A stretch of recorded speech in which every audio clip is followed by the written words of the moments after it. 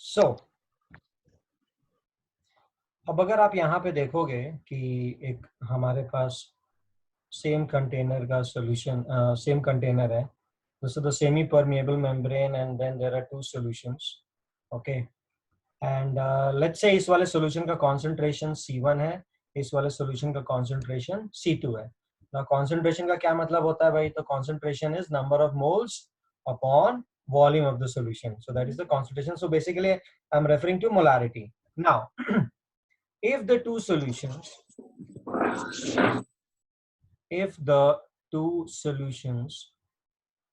have HAVE same osmotic pressure, do you know what it is called? अगर हमारे पास दो solutions हैं, isotonic yes, और अगर दोनों का ऑस्मोटिक प्रेशर अगर सेम है, so it is called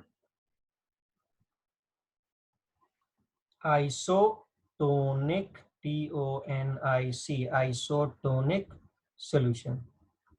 ठीक है. अच्छा, अभी क्या होता है कि अब जैसे मान लो कि दो सॉल्यूशंस हैं C1 एंड C2 जिनका कॉन्सेंट्रेशन है C1 एंड C2, और अब यहाँ पे दूसरा केस मैं लेता हूं, मान लो केस वन में ये है कि C1 is greater than C2.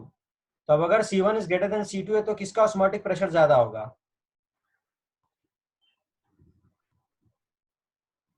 पाई लिखता हूं मैं, pi represents the osmotic pressure. Pi is osmotic pressure. So pi of C1 will be greater than pi of C2. समझ में आ रहा है क्या? Osmotic pressure of C1 will be greater than osmotic pressure of C2. ठीक है. तो जिस solution का ऑस्मोटिक प्रेशर ज्यादा होता है, ठीक है ना, तो जिस भी सॉल्यूशन का ऑस्मोटिक प्रेशर ज्यादा होता है हम उसको क्या बोलते हैं? Hypertonic. Hypertonic solution. So this solution is hypertonic solution. और जिस सॉल्यूशन का ऑस्मोटिक प्रेशर बाजू वाले सॉल्यूशन से कम होता है उसको हम क्या बोलते हैं? हाइपोटोनिक. TON है ये, hypotonic solution. Now let's take an example. हमारे सेल होते हैं, हमारे बॉडी में सेल होता है, ठीक है ना, और बाहर जो बायो वाले हैं, सो वो प्लीज मुझे करेक्ट करो अगर मेरा थोड़ा मिस्टेक होता है तो. सेल ऐसा कुछ तो दिखता है और सेल के बाहर एक बढ़िया सी सेल वॉल होती है, ठीक है ना. और ये जो सेल वॉल होती है, सेल वॉल को हम बोलते हैं कि it has got a semi permeable membrane. तो this is our cell, normal cell. अब अगर मान लो बाहर मैं अगर ऐसे जगह पे चला गया हूं जिसका कॉन्सेंट्रेशन इज हाई, तो outside the concentration is high. So this you can take it, let's say sea water.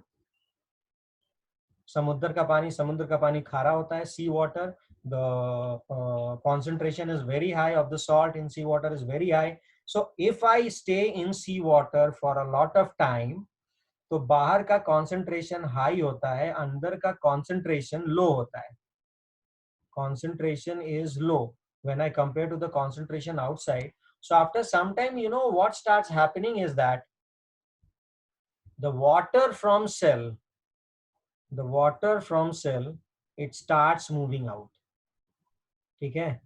Cell membrane के थ्रू पानी हमारे सेल से बाहर मूव होना चालू होगा, and after some time the cell gets collapsed. There is a particular name given to this in medical sciences. Bio वाले बताओ उसको क्या कहते हैं? नहीं पता? Apoptosis. I don't know. I just asked. There must be something called. So because cell पूरा का पूरा कोलैप्स हो जाता है. So इसके पीछे की केमिस्ट्री क्या है? इसके पीछे की केमिस्ट्री ये है कि आउटसाइड का जो पानी का जो कॉन्सेंट्रेशन है दैट इज वेरी हाई, और इनसाइड का जो कॉन्सेंट्रेशन है पानी सेल के अंदर का that is very low. So there is movement of water from lower concentration to higher concentration. This is because of osmosis, and the whole cell after some time पूरा का पूरा कोलैप्स हो जाता है. कभी कभी तुमने देखा रहेगा कि इसका उल्टा होता है। उल्टा मतलब बाहर कंटेनर है, कंटेनर में तुमने प्लेन वाटर ले लिया, दिस इज प्लेन वाटर, ठीक है ना, प्लेन H2O लिया। अब इसके अंदर तुमने वो किशमिश होती है ना, वो किशमिश डाल दी तुमने, ठीक है। सो आफ्टर सम टाइम किशमिश पूरा का पूरा ऐसा ब्लोट हो जाएगा। आफ्टर सम टाइम ब्लोट इसलिए होगा क्योंकि किशमिश के अंदर concentration is high, outside concentration is low और almost zero, because plain water है तो कुछ सोल्यूट है ही नहीं। So now what will happen is that the water will start moving from higher concentration to lower concentration and the kishmish will start bloating. तो bloat होना kishmish का शुरू हो जाएगा. So these are the few examples of osmosis. So you please write it down. So let's say जो हमारे पास solution है उसका osmotic pressure pi है. So pi is the osmotic pressure. ठीक है. अच्छा, अभी जैसे हमने गैस लॉज डिराइव किया था ना, सिमिलरली ऑस्मोटिक प्रेशर का इक्वेशन भी होता है and that equation is, gas laws का क्या एक्सप्रेशन था याद है किसी को?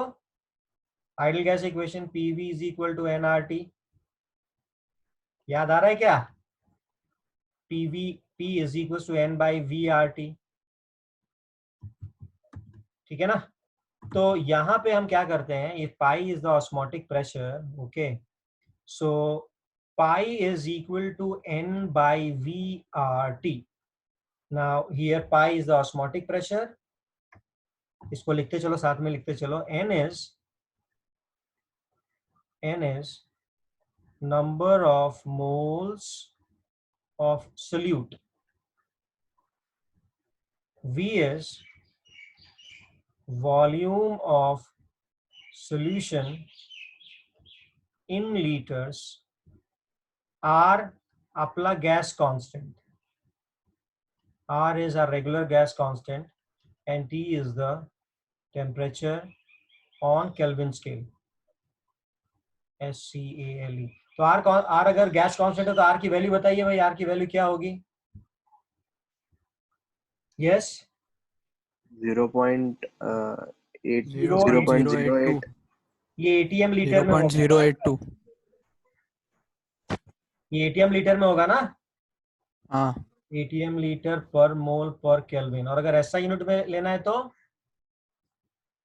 8.314 जूल्स में आता है, ये याद रखना।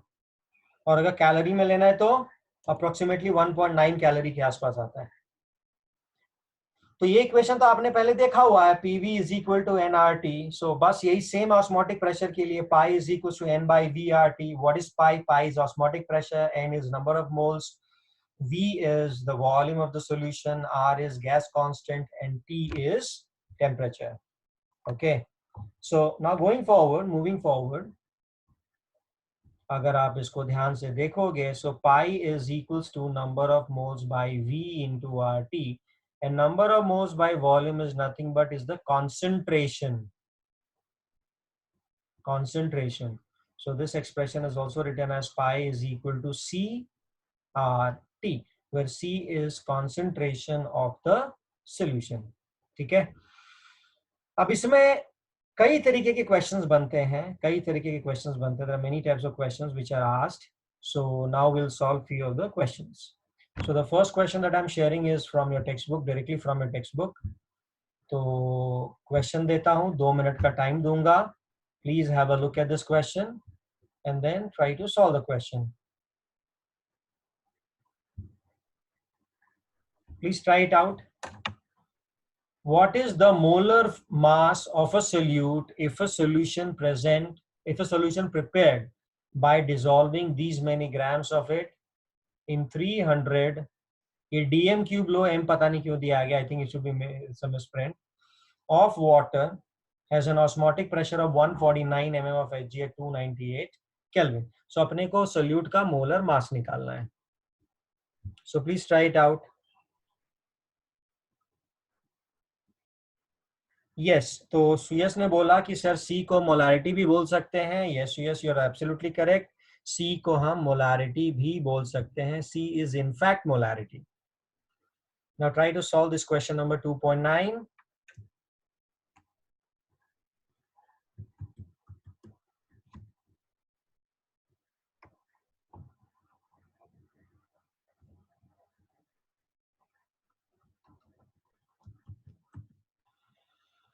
सर वो मिलीडीएम क्यूब है क्या? हाँ, मतलब मिलीलीटर है क्या वो? नहीं second, just let me check उन्होंने सॉल्व इसको कैसे किया है, वॉल्यूम क्या लिया है. इधर ही सॉल्व भी किया रहेगा ना. हाँ, मिलीलीटर लिया. यस, मिली डीएम क्यूब है वो. You are correct.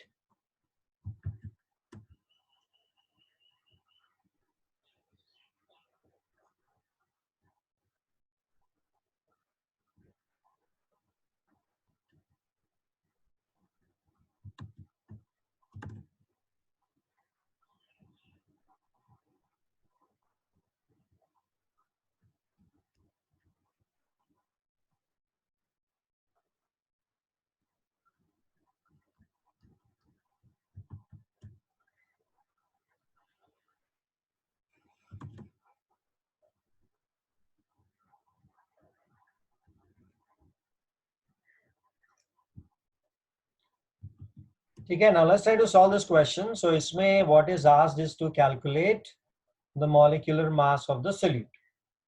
ठीक है, तो इस पूरे क्वेश्चन को अभी मैंने यहाँ पे लिख लिया. So now I will be sharing my screen with you, जहाँ पे कि मैं क्वेश्चन को सॉल्व कर रहा हूँ.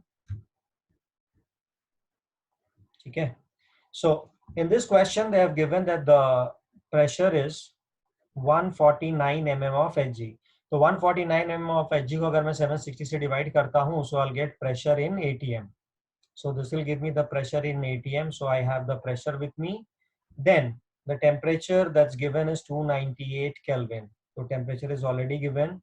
और volume उन्होंने दिया हुआ है कि 300. अभी देखो, what is dm cube? Anyone? What is 1 dm cube? 1 litre. dm cube is 1 liter, right? So 1 milli dm cube क्या हो जाएगा? It should be 1 milliliter. So the question में they have given 300 milli dm cube, which is equal to 300 ml. Now 300 ml is equals to 0.3 liters. इसीलिए देखोगे तो मैंने यहाँ पे ये 0.3 लीटर्स लिया हुआ है. ठीक है, और फिर R की वैल्यू क्या हो जाएगी भाई? तो प्रेशर अगर हमने एटीएम में लिया हुआ है और वॉल्यूम अगर हमने लीटर में लिया हुआ है, तो R we have to take it at 0.082.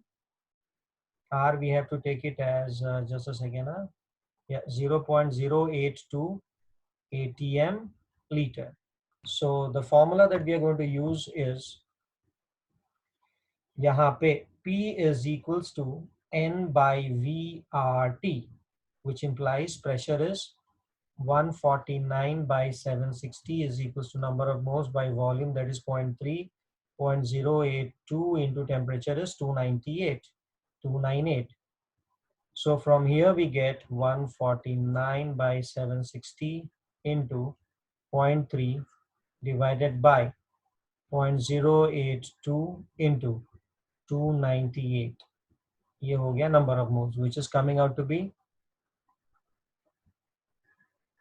let's calculate this. Calculator है आपके पास, मेरे पास है 149 into 0.3 divided by 760 divided by 0.082 divided by 298. So this is coming out to be number of moles is, please correct me if I'm wrong, the number of moles is coming out to be 0.0024. अभी ये हो जाएगा mass by molecular mass. Okay, so in this question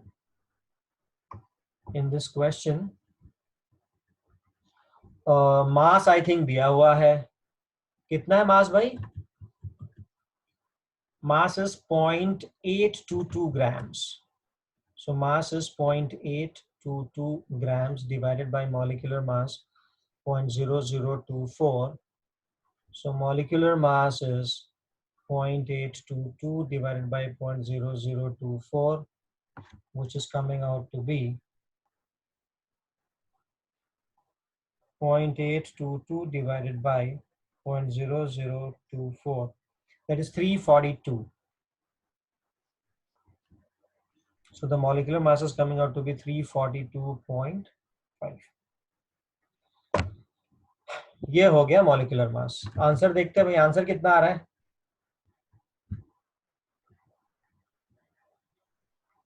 342 ही आ रहा है. So our answer is correct. ये सबको समझा क्या?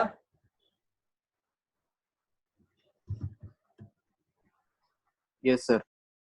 एकदम अच्छे से समझा आपको. So now will start off with colligative properties. आपने कभी सुना है क्या कॉलिगेटिव प्रॉपर्टीज के बारे में? एनीवन?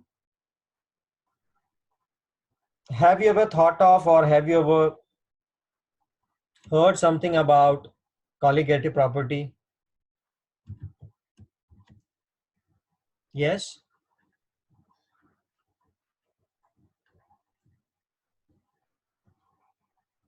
Colligative properties नहीं सुना है. ठीक है, कोई बात नहीं. नहीं सुना है तो मैं आपको बताऊंगा. अपने पास 4 कॉलिगेटिव प्रॉपर्टीज हैं. पहला, लोअरिंग ऑफ वेपर प्रेशर और relative lowering of vapour pressure दोनों. Second is delta T F जो हमने किया था, depression in freezing point. Then third हमने सीखा था delta T B, that is elevation in boiling point. This is K F into M था, ये के बी इंटू एम था. ये दिख रहा है ना सबको? And the fourth one that we did now is pi, that is the osmotic pressure. Osmotic pressure, which is equals to CRT. ये सब कॉलिगेटिव प्रॉपर्टी है. कॉलिगेटिव प्रॉपर्टीज क्यों है भाई? अभी जब relative lowering of vapour pressure के बारे में भी देख लें, that was delta P by P is equals to mole fraction of the solute. तो कॉलिगेटिव प्रॉपर्टीज वो प्रॉपर्टीज होती हैं, पहले मैं आपको समझा रहा हूं फिर मैं आपको डिक्टेट कराऊंगा. कॉलिगेटिव प्रॉपर्टीज वो प्रॉपर्टीज होती हैं which depends on the number of particles in the solution. So you can please write it down. Colligative properties are those properties which depend on the number of particles in a solution. ठीक है. तभी relative lowering of vapour pressure कैसे colligative property हो गया? तो ऐसे हुआ because relative lowering or lowering of vapor pressure, it directly depends on the mole fraction of the solute. It directly depends on the mole fraction of the solute. Okay, it depends on the mole fraction of solute. and ये mole fraction of solute किस पे depend करता है? number of moles of solute पे depend करता है. समझ में आ रहा है क्या? So that's why the relative lowering of vapor pressure is equal to the mole fraction, and since this is equal to mole fraction, which is nothing but indirectly it is dependent on the number of moles of solute particles or number of moles of solute. So that's why lowering of vapor pressure is a colligative property. अब यहाँ पे देख लो freezing point, depression in freezing point. Now look at this. This is ये यहाँ पे ऊपर. This is molality. Molality is again number of moles. किसका? Of solute. और नीचे तो मास ऑफ सॉल्वेंट है ना, बट इससे अपने को मतलब नहीं है. मास ऑफ सॉल्वेंट से अपने को मतलब नहीं है. अपने को मतलब किससे है? Number of moles of solute से. सो अगर number of moles of solute बढ़ जाएगा तो ये वाली चीज बढ़ जाएगी. अगर number of moles of solute कम हो जाएगा तो ये वाली चीज कम हो जाएगी. So again delta T F depends on number of moles of solute. Similarly यहाँ पे देखिए delta T B. Delta T B क्या होता है? This is boiling point, so elevation in boiling point.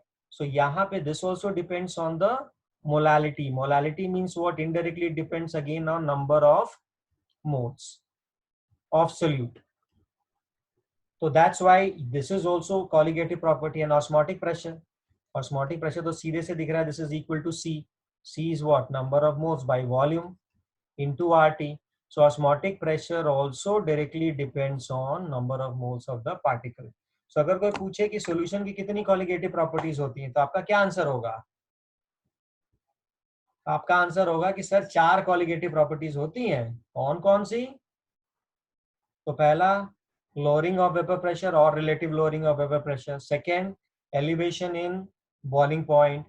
Third depression in freezing point. and fourth osmotic pressure. Now why they are all colligative property? Because they depend on the number of moles of solute particles, or they directly depend on the number of solute particles. The moment number of solute particles increases, these colligative properties will increase. और अगर ये number decrease होगा, so the colligative properties will decrease. ये in short ये definition आपके समझ में आई क्या? Yes or no? अब इसको एक एग्जाम्पल लेके समझते हैं. एक एग्जाम्पल लेंगे और फिर थोड़ा इसको डिटेल में थोड़ा और अच्छे से इसको हम समझने की कोशिश करेंगे. लेट्स से मैंने एक सॉल्यूशन लिया, I have taken a solution जिसमें कि मैंने 1 मोल ऑफ NaCl डिसॉल्व किया है इन 1 kg ऑफ वाटर. ठीक है, ध्यान से सुनना. मैंने क्या किया, मैंने एक सॉल्यूशन बनाया. और कैसा सॉल्यूशन बनाया? ऐसा सॉल्यूशन बनाया जिसमें मैंने 1 मोल ऑफ NaCl लिया. और मास ऑफ सॉल्वेंट कितना है? तो mass of solvent is 1 kg. तो इस सॉल्यूशन की मोलालिटी कितनी हो जाएगी? MOLALITY. Molality 1 by 1, that is 1. So this is 1 molal solution. Okay, अब मान लो मैं ये कैलकुलेट कर रहा हूं कि what will be, let's say, elevation in boiling point. I am calculating delta TB. तो आप बताइए डेल्टा TB का फॉर्मूला क्या होगा यहाँ पे? Delta TB is equal to KB into molarity. KB into molality. ठीक है, अब ये जो क्वेश्चन जो मैंने लिया है, जो सॉल्यूशन जो मैंने लिया है, उसमें मोलालिटी की वैल्यू 1 है. तो अब अगर मोलालिटी की वैल्यू 1 है तो this delta TB will come out to be 1. So this is 1. So the elevation in boiling point will be as in molality is 1. so this is 1 into KB. अब KB की भी कुछ value ले लेते हैं. बताओ एक आर्बिट्ररी KB की वैल्यू बताओ, क्या लेंगे? 0.5 ले ले. assumption है, assumption. so ये assumption है, assume. actually होगी नहीं होगी, I don't know, but let's say the KB is 0.5. so delta TB is coming out to be 1 into 0.5, that is 0.5. okay.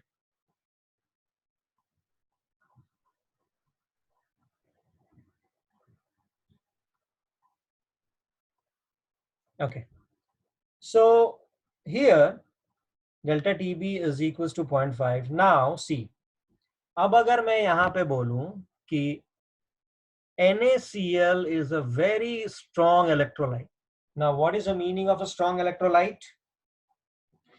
So a strong electrolyte is a, हाँ बोलो बोलो. Electricity conduct करता है ना? Electricity conduct करता है और उसका जो डिसोसिएशन होता है ना, वो बहुत ही स्ट्रॉन्ग होता है. मतलब it ionizes 100%. That is NaCl breaks up into Na plus and Cl minus. this is aqueous and this is also aqueous. so NaCl यहाँ पे लेफ्ट हैंड साइड पे ये सॉलिड रहेगा और जब मैं इसको डिसॉल्व करूंगा so this will form Na plus and then this will form Cl minus aqueous. समझ में आ रहा है क्या? so this is what is called as strong electrolyte. so जो strong electrolytes रहते हैं उनका dissociation almost 100% रहता है. थोड़ा सा हमने ये पढ़ा था ना इक्विलिब्रियम, केमिकल इक्विलिब्रियम. सो उसमें हमने एक टर्म पढ़ी थी डिसोसिएशन. सो NaCl का डिसोसिएशन 100% होता है. समझ में आ रहा है क्या? तो सॉल्यूशन में हमने ये लिया था 1 मोल और ये 1 मोल जब ब्रेक होगा तो Na प्लस का कितना मोल बनेगा? 1 मोल. और Cl माइनस का कितना मोल बनेगा? 1 मोल. ये बात समझ में आ रही है सबको? हेलो? Yes sir. गुड. तो अब हमने लिया हुआ है 1 मोल NaCl का. 1 मोल NaCl breaks down into Na plus and Cl minus. So what is the total number of moles in the solution? Total number of particles rather, particles. Can I say this is 1 mole of Na plus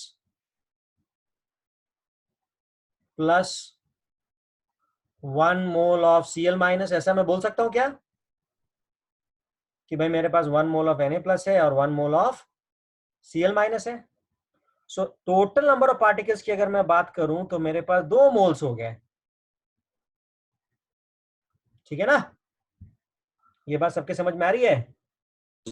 हाँ sir. Good. तो अब अगर हम देखेंगे कि इस वाले solution की, जहां पे कि NaCl 100% डिसोसिएट करता है, what will be delta TB? So delta TB is equals to Kb into the net molality of the solution. So the net molality now would be Kb, हमने 0.5 लिया था, but now the molality would be, instead of 1, I'll take it as 2 moles. Okay, so it will be 2 divided by 1, that is 0.5 into 2, that is 1. So delta TB, the elevation in boiling point, will be of 1 unit. Whereas if I take a solution which is not at all dissociating, will be 0.5. ये दो चीजें समझ में आ रही क्या सबको?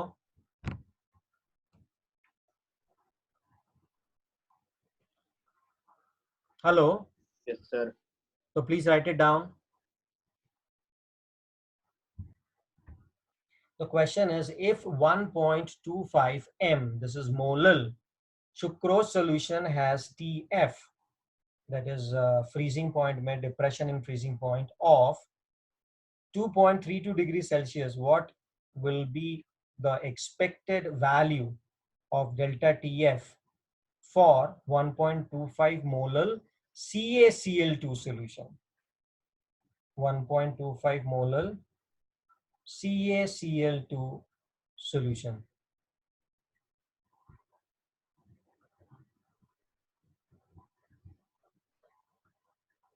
2 minute का time देता हूं, आराम से सोचो कि